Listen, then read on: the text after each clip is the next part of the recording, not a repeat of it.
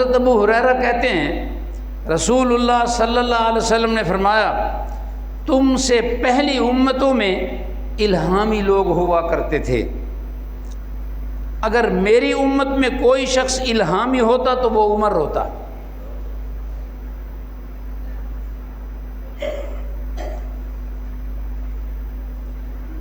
فرمایا ہر امت میں، اب ایک اور حدیث ہے، ہر امت میں ایک محدث ہوتا ہے، ایک محدث ہے، دال کے نیچے کسرہ ہے، زیر ہے، محدث جو حدیثیں پڑھتے ہیں لکھتے ہیں، امام بخاری محدث ہیں، امام مسلم محدث ہیں، امام اوزاعی محدث ہیں، امام ابو سفیان ثوری محدث ہیں، ہے نا جی، امام ابو داؤد محدث ہیں، یہ حدیثیں پڑھتے پڑھاتے ہیں، لکھتے لکھاتے ہیں، حدیث کو سمجھتے ہیں کہ ضعیف کون ہے، صحیح کون ہے، مدلس کون ہے، راوی کون ہے، صحیح حدیث کی صحت اور ضعف بتاتے ہیں، یہ محدث ہیں۔ ایک ہوتا ہے محدث جس کی زبان سے سچ اور حق ہی نکلتا ہے۔ اللہ کے رسول نے فرمایا میرے بعد نبی کوئی نہیں ہے، لیکن امت میں محدث عمر بن خطاب رضی اللہ تعالیٰ عنہ، جناب عمر بن خطاب محدث ہیں۔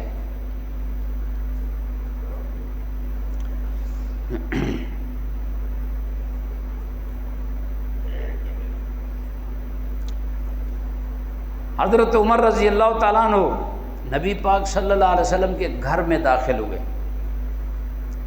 عورتوں نے شور مچایا ہوا تھا، آپ کی بیٹی حفصہ وہ بھی نبی کی بیوی ہے، حضرت ابوبکر صدیق بھی سسر ہے، عمر بھی سسر ہے، کس کے؟ رسول اللہ صلی اللہ علیہ وسلم کے، اور حضرت عثمان داماد ہیں، علی رضی اللہ تعالیٰ عنہ بھی داماد رسول اللہ ہیں۔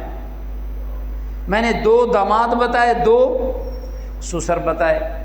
اب حضرت عمر کی جو بیٹی حفصہ تھی وہ ذرا مطلب اونچا بولتی تھی، جوشیلا انداز، غصہ جلدی آ جانا، باپ کی جو مزاج ہے وہی بیٹی کا بھی مزاج۔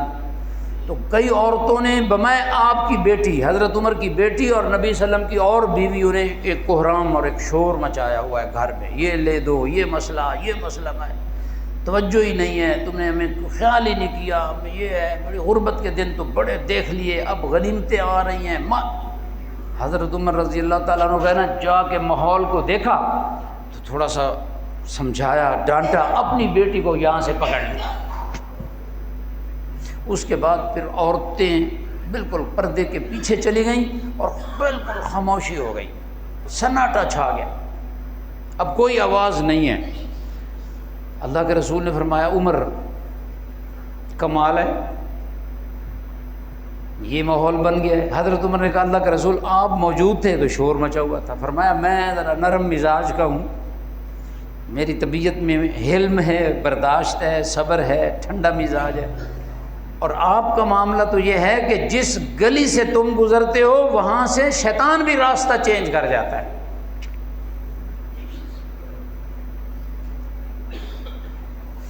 والذی نفسی بیدہ، اللہ کے رسول نے اس بات کو قسم کے ساتھ بیان کیا، اس ذات کی قسم جس کے ہاتھ میں میری جان ہے، ما لقیک الشیطان سالکا فجن قط الا سالک فجن غیر فجک، جب کہیں کسی راستے میں شیطان سے تیرا آمنا سامنا ہوتا ہے تو وہ راستہ چھوڑ کر دوسرے راستے پر چلنے لگ جاتا ہے۔ یہ کوالٹی بھی عمر بن خطاب رضی اللہ تعالیٰ عنہ کی اللہ کے رسول نے الگ نوعیت سے بیان فرمائی۔ ہم لوگ تو شیطان کے ساتھی بن جاتے ہیں نا، حضرت عمر وہ شخصیت ہیں کہ شیطان دیکھتا ہے راستہ چینج کر جاتا ہے۔ بچیاں دف بجا رہی ہیں، اللہ کے رسول بیٹھے ہوئے، بچیاں ہیں بیٹھے رہو، ٹھیک ہے، دف ڈھول نہیں ہوتا، ڈھول میں ریدم بہت ظالم ہوتا ہے، ظالمانہ ریدم ہوتا ہے، اور دف جو ہے نا وہ ایسی ٹک ٹک ٹک ٹک کرتی ہے، وہ خاص نہیں ہوتی، جیسے اب سٹیل کی تھالی کو ٹک ٹک کریں، اس لکڑی پر میں انگلی ماروں ٹک ٹک ہوتی ہے، بھئی یہی دف ہے۔ تو وہ دف بجا رہی ہیں اور کچھ عربی کے اشعار بھی گا رہی ہیں۔ حضرت عمر رضی اللہ تعالیٰ عنہ جب انہوں نے آتے ہوئے دیکھا، لڑکیوں نے، چھوٹی لڑکیاں تھیں، بچیاں تھیں، تو انہوں نے دف کو چھپا لیا اور خود بھاگ گئے۔ اس موقع پر بھی اللہ کے رسول نے فرمایا تھا عمر جب شیطان تیرے راستے پر آتا ہے نا تو بھی جا رہا ہے وہ بھی آ رہا ہے، شیطان راستہ چینج کر جاتا ہے، حالانکہ نظر نہیں آتا، شیطان نظر نہیں آتا، یہ جناتی مخلوق فرشتے یہ نظر نہیں آتے، لیکن اللہ کے رسول نے خبر دی ہے کہ شیطان راستہ بدل جاتا ہے عمر کو دیکھ کر۔ اب جس کو شیطان دیکھ کر راستہ بدل جائے اس کا ایمان میں کبھی شک ہو سکتا ہے؟ اللہ اکبر۔ حضرت عمر رضی اللہ تعالیٰ عنہ کے ایمان میں شک کرنے والا خود ایمان سے عاری اور خالی ہے، اللہ اس کو ہدایت نصیب فرمائے۔ جو عمر کے اللہ ان کو ہدایت نصیب فرمائے۔ حضرت جابر ایک روایت بیان کرتے ہیں، بڑی کمال کی روایت ہے، کہتے ہیں کہ رسول اللہ صلی اللہ علیہ وسلم نے فرمایا میں معراج والی رات میں جنت میں داخل ہوا تو میں نے ابو طلحہ کی بیوی رمیثہ کو دیکھا اور پھر میں نے چلنے کی آواز بھی سنی۔ میں نے جبرائیل سے پوچھا کہ یہ کس کے چلنے کی آواز ہے؟ بھائی ہر بندے کا موبائل سے آواز سے پتہ چل جاتا ہے یہ بول رہے ہے کہ نہیں، اور چال سے بھی پتہ چل جاتا ہے، بعض اوقات جوتی پہنی ہوئی ہو نا تو پتہ چل جاتا ہے، بوٹ پہنا ہوا ہو کہ یہ چلنے کے یہ دباؤ دے کر آگے پنجے پر دباؤ دے کر چل رہا ہے، ایڑی پر دباؤ دے کر چل رہا ہے، قدم لمبا اٹھاتا ہے چھوٹا اٹھاتا ہے، یہ سارا پتہ چل جاتا ہے۔ تو حضرت محمد کریم صلی اللہ علیہ وسلم نے معراج میں جنت میں اپنے آگے آگے کسی کے چلنے کی آہٹ محسوس کی، آہٹ۔ بلال سے پوچھا یہ کس کی آہٹ ہے؟ جبرائیل سے پوچھا یہ کس کی آہٹ ہے؟ تو جبرائیل نے کہا یہ حضرت بلال ہیں رضی اللہ تعالیٰ عنہ، حالانکہ وہ زمین پر چل رہے ہیں اور اللہ تعالیٰ جنت میں اس کے چلنے کی آہٹ پیغمبر کو سنا رہے ہیں، گویا کہ وہ پکے جنتی ہیں۔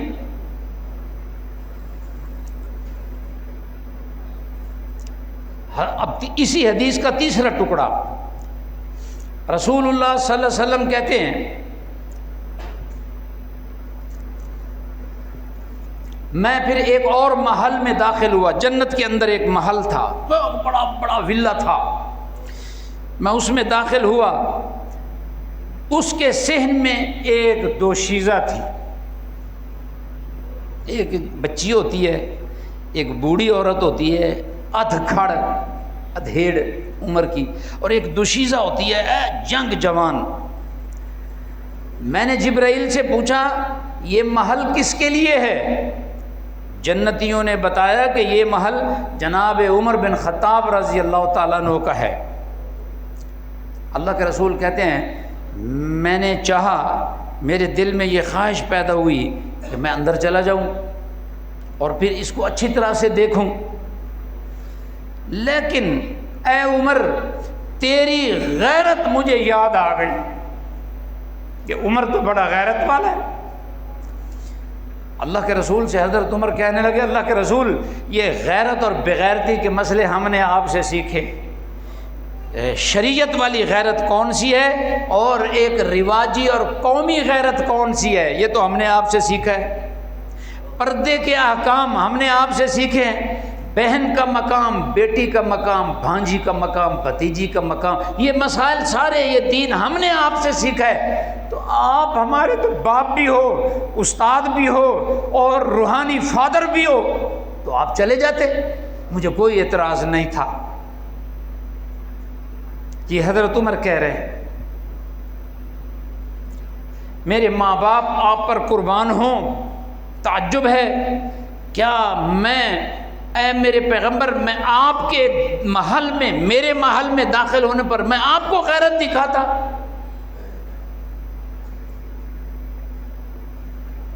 رسول اللہ صلی اللہ علیہ وسلم نے خاموشی اختیار فرمائی، وہ بس بات ختم ہو گئی۔ اس سے کیا معلوم ہوتا ہے؟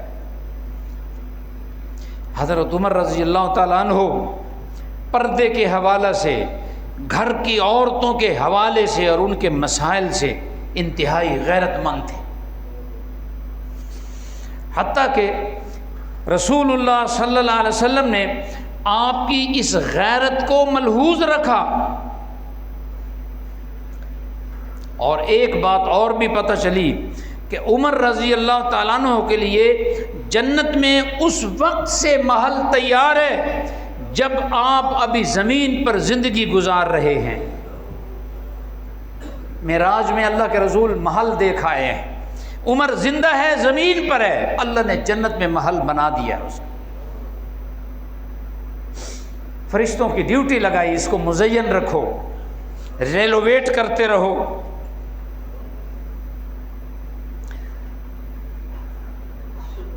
حضرت ابو سعید خدری رضی اللہ تعالیٰ عنہ کہتے ہیں رسول اللہ صلی اللہ علیہ وسلم نے فرمایا ایک مرتبہ میں سویا ہوا تھا.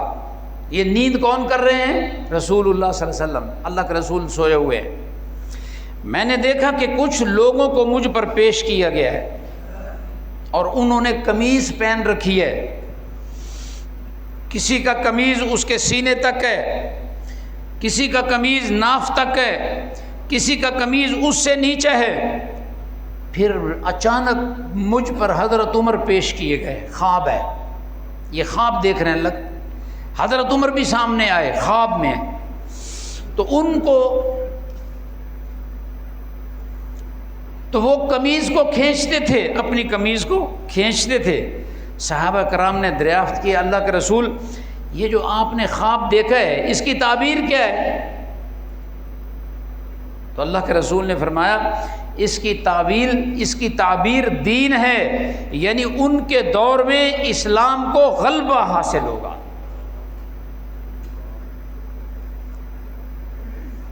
اور حقیقتاً سچ بات یہ ہے کہ جناب عمر رضی اللہ تعالیٰ عنہ کے قبول اسلام کے بعد دین کو غلبہ ملتا گیا. فقیہ الامت، پوری امت کے فقیہ حضرت عبداللہ ابن مسعود بیان کرتے ہیں کہ ہم کو اس وقت سے عزت و غلبہ میں ہم آگے بڑھتے چلے گئے جب سے جناب عمر بن خطاب نے اسلام قبول کیا تھا. پہلے ہم ڈرتے تھے، جھجکتے تھے، کمزور تھے، مکے میں داخل ہو کر نماز نہیں پڑھ سکتے تھے. اور جس دن سے عمر نے اسلام قبول کیا ہے نا اس کے بعد تو اسلام کھڑا ہی ہوتا چلا گیا. غبارے میں ہوا بھرے تو وہ بڑا ہو جاتا ہے. فرمایا اسلام ایسے کھڑا ہی ہوتا چلا گیا، اونچا ہوتا گیا اور سائبان بن گیا. پھر کروڑوں لوگ اس سائے کے نیچے آ گئے. حضرت عمر رضی اللہ تعالیٰ عنہ کے دور خلافت میں بے شمار فتوحات ہوئیں. اور خیبر کرنے والوں کو بتا رہا ہوں، چند گز زمین پر اتنا اتراتے ہو وہ اسلام کی فتح ہے، تو یہ تو اسلام کی فتوحات ہیں، یہ تو باب ہی کھلا ہوا ہے.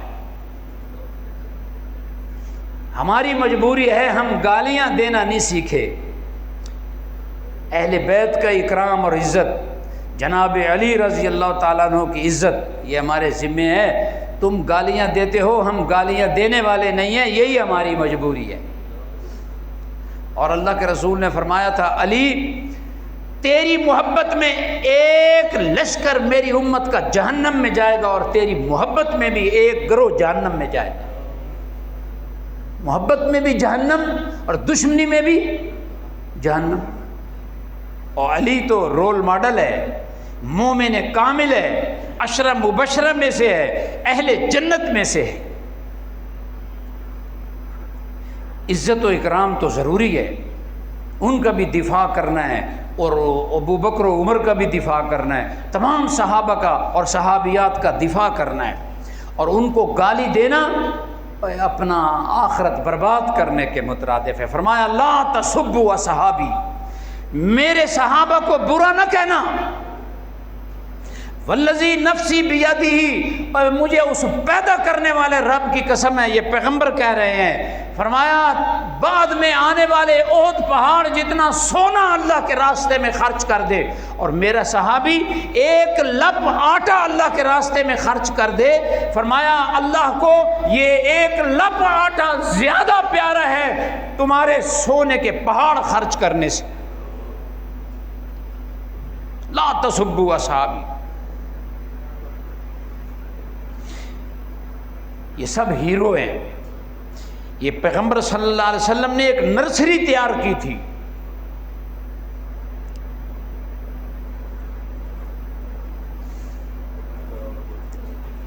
اور اسلام کو غلبہ کب سے ملنا شروع ہوا؟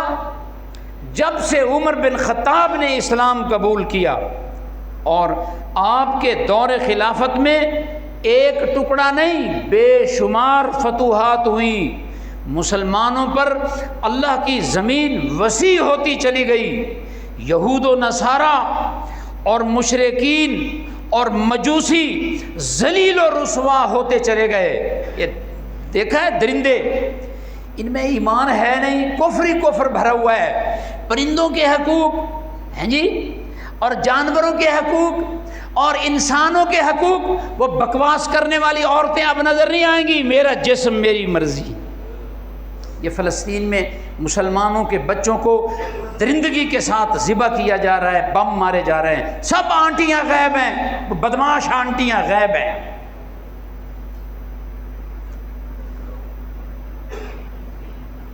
مسلمانوں پر ظلم ہو رہا ہے نا، وہ تو بدماش تھی، خوش ہیں، چھپی ہوئی ہیں، اور کفر بکنا ہو اسلام کے خلاف تو پھر باہر نکل آئیں گے۔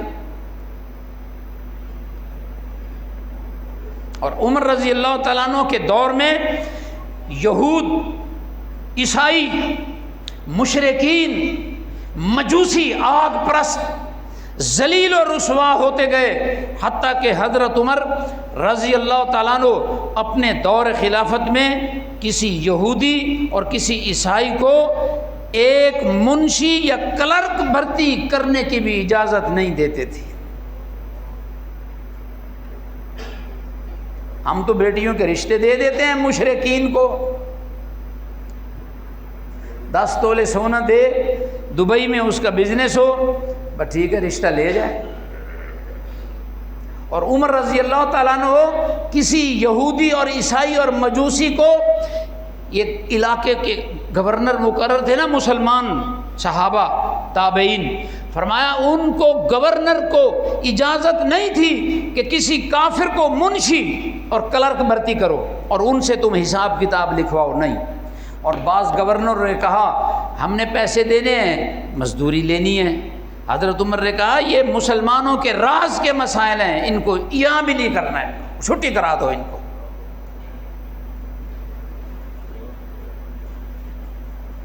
حضرت عمر کی سمجھ تھی، ان کی غیرت تھی، دین کا فہم تھا۔ بیٹے دیر سے آئے ہو اور کندھے پھاندتے آ گئے ہو، پیچھے بیٹھا کرو، یا پھر جلدی آیا کرو، آگے بیٹھنا ہے تو ٹھیک ہے۔